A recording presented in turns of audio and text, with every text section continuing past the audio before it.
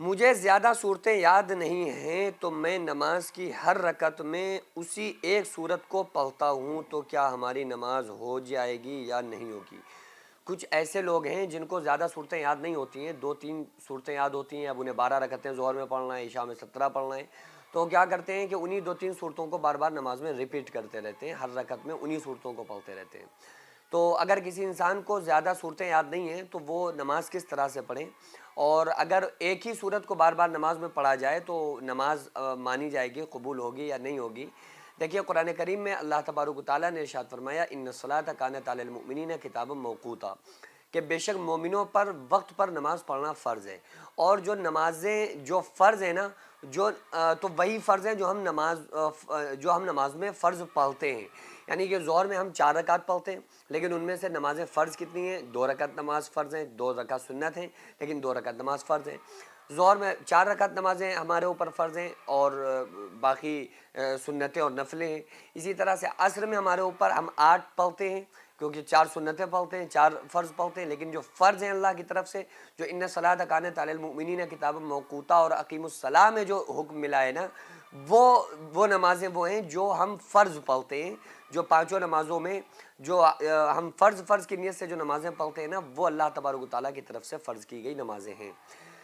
और बाकी जो है वो सुन्नतें और नवाफिल हैं। तो सुन्नतें नवाफिल को तो इसलिए पढ़ना चाहिए ना, ताकि हमें सुन्नत और नफल पढ़ने का भी सवाब हासिल हो जाए, और जो नमाज़ों के खुशू और खुजू हमारा वो ख़त्म होता रहता है। जो हम जिन नमाज़ों को हम खुशू खुजू के साथ नहीं पढ़ पाते हैं, तो हमारी ज़्यादा नेकियां, हमारी अच्छी नेकियां तो हो नहीं पाती हैं।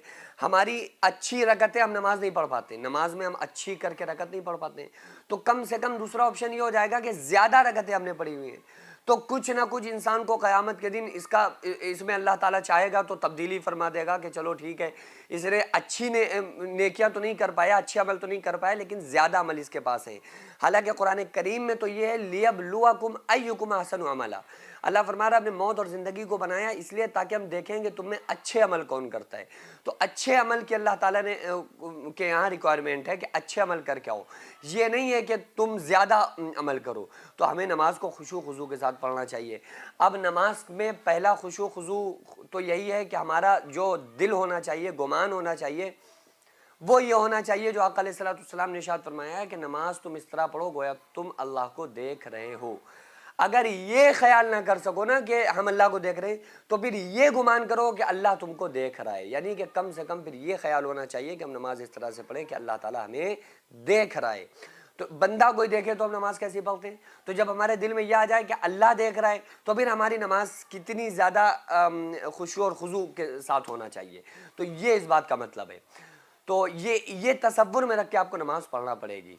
तो जब लोगों का ये खुशू खुजू ख़त्म हो जाता है, तो फिर चाहे उसको कितनी भी सूरतें याद हो, तो उसकी नमाज उस दर्जे तक नहीं पहुंचती है।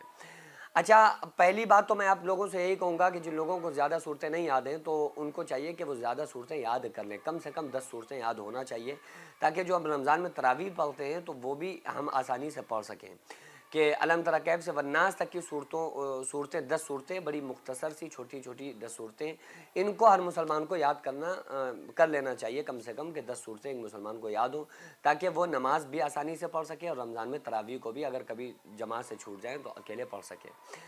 बहरहाल, अगर किसी इंसान को 4 सूरतें याद हैं, तो उसकी नमाज़ पढ़ने का तरीका ये होगा, उसको ख्याल कुछ चीज़ों का रखना पड़ेगा। ये नहीं कि कोई भी सूरत किसी भी रकत में पढ़े, बल्कि ये ख्याल रखना पड़ेगा कि एग्जाम्पल अगर उसको 4 सूरतें याद हैं, सूरह काफिरून, कुल या अय्युहल काफिरून, सूरह इखलास, कुल हुवल्लाहु अहद, सूरह फलक, कुल अऊज़ु बिरब्बिल फलक, और सूरह नास, कुल अऊज़ु बिरब्बिन नास, ये 4 सूरतें अगर किसी को याद हैं, तो अब उसको पढ़ने का तरीका ये होगा कि पहली रकत में सूरह काफिरून पढ़े, दूसरे में सूरह इखलास पढ़े, तीसरे में सूरह फलक पढ़े, चौथे में सूरह नास पढ़े। ये ना करे कि पहले में सूरह इखलास पढ़ ले, दूसरे में कुलिया पढ़ ले, मतलब कोई सूरत कभी पढ़ ले, ये नहीं होना चाहिए। कम से कम अगर हमें 2 सूरतें याद हैं, तो हमें ये तरतीब का ख्याल रखना पड़ेगा कि पहले सूरत कौन सी है तरतीब के एतबार से कुरान में, और दूसरी सूरत कौन सी है। तो जो पहली सूरत है उसको पहली रकात में पढ़ना है, जो दूसरी सूरत है उसको दूसरी रकात में पढ़ना है। अब एग्जाम्पल, किसी को 2 सूरतें याद है, एक याद है कुल या अय्युहल काफिरून, एक याद है कुल हुवल्लाहु अहद, ठीक है। अब इस कंडीशन में वो बंदा क्या करेगा, और 4 रकतें उसे पढ़ना है, तो पहले में 4 रकत सुन्नत पढ़ने के लिए खड़ा हुआ, तो उसने पहले में पढ़े कुल या अय्युहल काफिरून, दूसरे में पढ़ेगा कुल हुवल्लाहु अहद, फिर तीसरी रकत में पढ़े कुल या अय्युहल काफिरून, फिर चौथी रकत में पढ़ेगा कुल हुवल्लाहु अहद। क्योंकि तरतीब के एतबार से कुरान में जो सूरतें लिखी हुई है ना, उसकी जो तरतीब है उसमें यह है कि पहले सूरह काफिरून है, उसके 2-3 सूरतों के बाद फिर सूरह इखलास कुल हुवल्लाहु अहद है। तो पहली रकात में वो सूरह काफिरून पढ़े, दूसरे में सूरह इखलास पढ़े। अब सूरह इखलास पढ़ चुका है, फिर उसको उन्हीं सूरतों को पढ़ना है, तो तीसरी में सूरह काफिरून पढ़ ले, चौथे में सूरह इखलास पढ़ ले। तो अगर 1-2 सूरतें याद हैं, 4-6 सूरतें याद हैं तो पहले तो याद करें, और बहरहाल जब तक याद नहीं हो रही हैं तो इन्हीं सूरतों को बार बार रकातों में पढ़ता रहे, तो इससे उसकी नमाज हो जाएगी। वो ये कह के बंदा जान नहीं छोड़ा सकता कि हमें तो भाई ज़्यादा सूरतें याद ही नहीं है, तो हम नमाज किस तरह से पढ़ें। तो बहरहाल जो याद है आप उन्हीं सूरतों को बार बार नमाज में पढ़ते रहें, उन्हीं सूरतों को बार बार, जो कुछ याद है उन्हीं को बार बार पढ़ते रहें, लेकिन फिर भी नमाज का पढ़ना फ़र्ज़ है। आप ये कह के जान नहीं छोड़ा सकते कि हमें याद नहीं हो रही है या याद नहीं है, तो हमें जब याद हो जाएगी जब हम पढ़ेंगे। तो बहरहाल आप इस तरह से बड़ी आसानी के साथ उन्हीं 2-3-4 सूरतों को हर रकत में बार बार पढ़ के आप नमाज को कंप्लीट कर सकते हैं। जो मदरसा आप देख रहे हैं ये लेडीज़ मदरसा है, जिसकी ज़मीन को मैंने अपना खेत बेचकर जिसको ख़रीदा, और 1 मंजिल तक बनाने का फ़िलहाल इरादा है, इंशाल्लाह बना लूँगा। लेकिन उसके बाद इसमें करोड़ों रुपए का खर्च है। आप लोगों से गुजारिश है ज़्यादा से ज़्यादा इसमें ताबुन करें। अल्लाह तबारक व तआला इसका अज्र आपको 70 गुना आखिरत में, 10 गुना दुनिया में, और मरने के बाद क़यामत तक अल्लाह ताला इसका सवाब आपको अता फ़रमाएगा।